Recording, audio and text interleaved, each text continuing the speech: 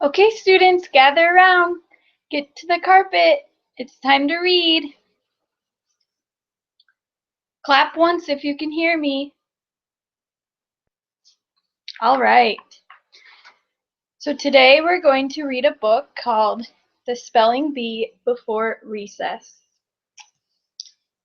And I'm going to have you pay close attention to the illustrations in this book. Our learning target for today is I can use illustrations and details to tell about characters in the story. So have any of you been in a contest, whether it was a gymnastics meet or a dancing contest?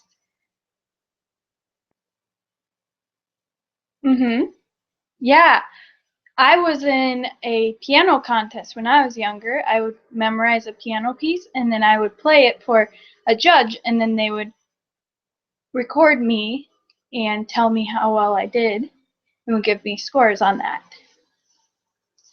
So in this book, there's a different kind of contest, and that's a spelling bee. Do any of you students know what a spelling bee is? Right. It's kind of like a spelling test you take, but not really, because you're not writing down the words. You're going to speak the words in front of a judge or an audience. So spelling bees can take place in a school, or they can take place in a club, so like kind of like gymnastics club, or it kind of depends where it can take place in different places. So in a spelling bee, there's only one winner, and if you are in a spelling bee and you misspell a word, you're eliminated from that. So let's start reading this. And like I said, today I want you to focus on the illustrations. And the illustrations often are important to the readers because sometimes the illustrations show more than just words than what the words do. The words don't always show what the characters are feeling, but they often show what way more than what the words do. So for example, the cover of this book has an illustration, and why do you think this cover has to do with the book? Yep, there's a bee maybe. Yeah, good job. The students are writing letters, and that's like spelling. Okay, here we go. The spelling bee before recess.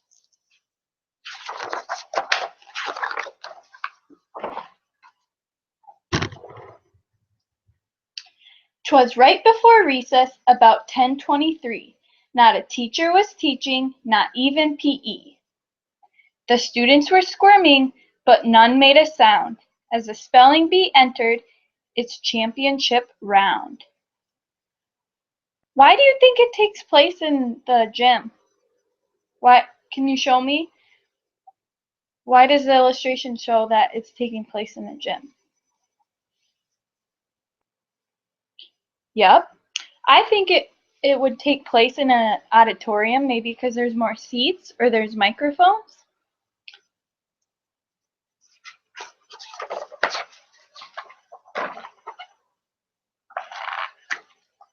From the whole school of spellers we were down to just three: Cornelius the genius, smart Ruby, and me. Cornelius knew times tables, up and down and through. He knew all the state capitals, presidents too. Ruby played trumpet, she lived right next door. She read at least 10 zillion books, maybe more. Kids called me the slugger. I never struck out. I memorized word lists. I'd win this, no doubt. The first words were easy, like cupcake and spoon, turtle and sandwich, and brain and balloon. The next ones were harder. The words seemed to sing. I clenched both my fists, and I took my best swing.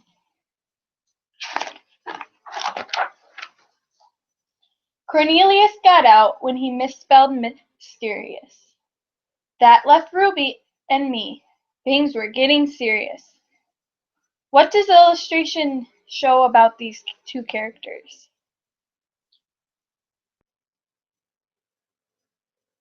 Yeah, that's right. They're nervous, maybe because they're the last two to be in the contest. We spell reindeer and rumpus and llama and laugh, echo and gecko and ghost and giraffe. The sweat from my armpits was starting to show, while Ruby looked cooler than new fallen snow.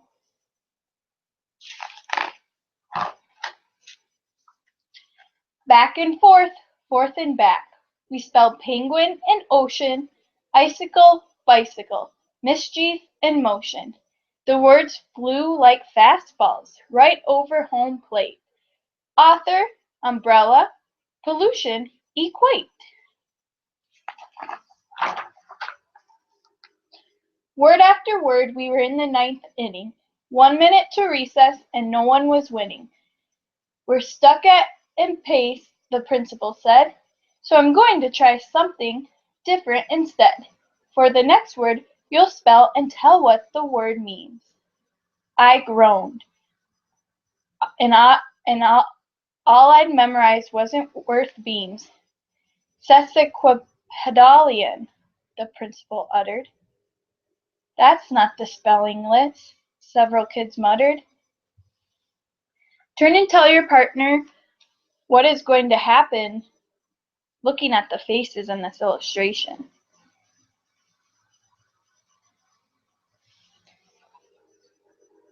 Yep, that could happen too.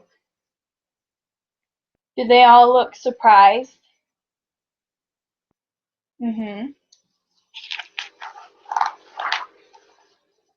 I looked over at Ruby, who nodded her head. That's when I knew I had something to dread.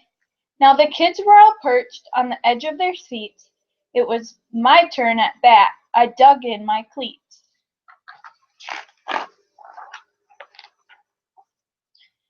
Sesquippedalian. That's Sesquiue.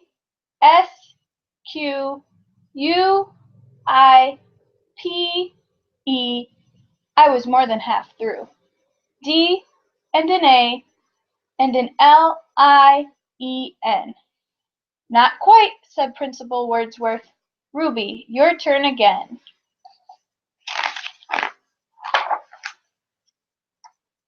I was out. I'd been benched. I felt like a jerk. Ruby rose from her chair and went straight to her work. Her letters just floated like notes in a song. By the end, she had forgotten not one of them wrong. Now, Ruby, please tell us, just what does this mean? It means someone who has big words. I turned green.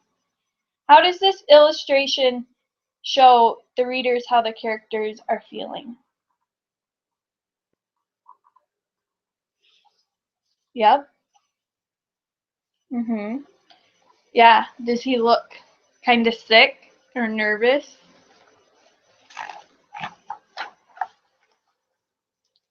Like a batter who hears the ump's cry of strike three, I slumped in my chair, hoping no one would see.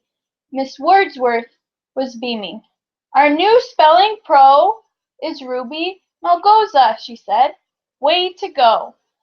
To the top of the school, maybe even the state. Ruby's shown us the meaning of how to be great.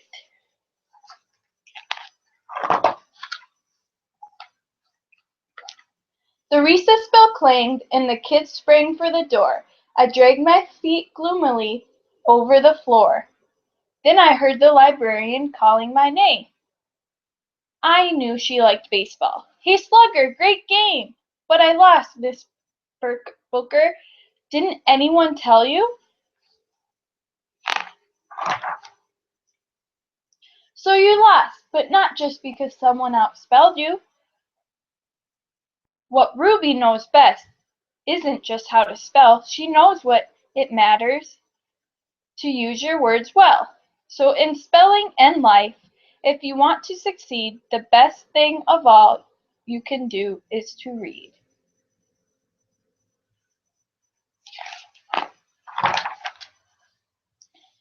As I ran to the playground, I felt nothing to fear, till I heard her yell after, "There's always next year!" Turn to your partner and tell them how the characters are feeling on this page.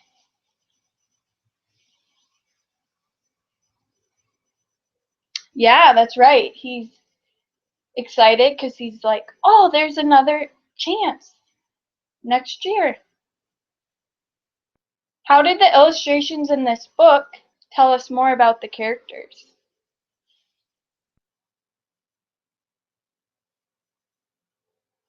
Yep, that's right. So today we read this book and we looked closely at the illustrations. So for your independent reading time, you're going to go back to your desk and you're going to read a book and you're going to look closely at the illustrations. You're not only going to look at the words, but the illustrations will tell you more about the book. There you go. Have fun reading.